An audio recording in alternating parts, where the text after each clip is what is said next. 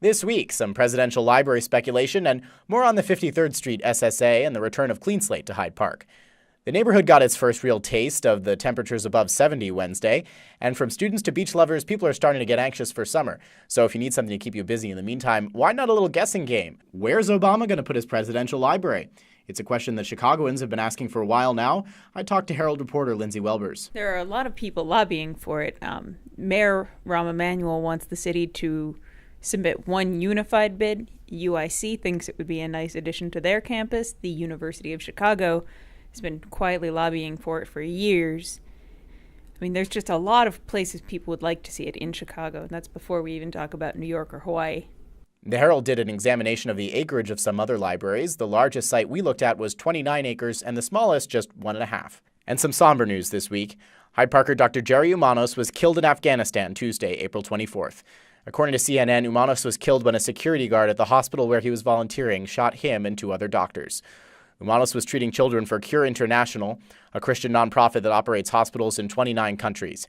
The CEO of Cure said that Umanos had a contagious enthusiasm and that he gave his life for countless children who will live healthily because of him. Back in Hyde Park now, the organization Clean Slate will be sweeping the neighborhood streets this summer. They hire people at risk of becoming homeless to keep streets free of litter. They were hired by the 53rd Street Special Service Area. SSA board member George Rumsey said this decision was unanimous. In an interview last week, he outlined some of the other goals the SSA is after.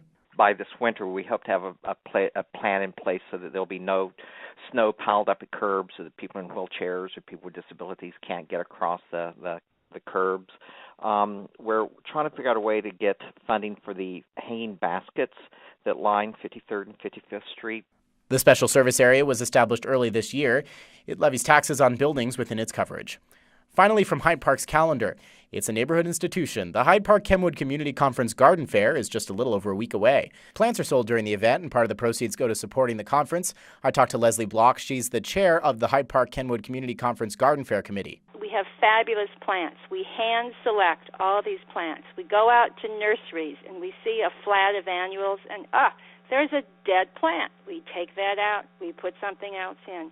We try to make everything perfect. The fair takes place from 9 a.m. to 6 p.m. Friday, May 16th and Saturday the 17th in the shopping plaza by Treasure Island. Most plants are priced around $5. That's it for this week. For the Hyde Park Herald, I'm Andrew Holtzman. Thanks for listening.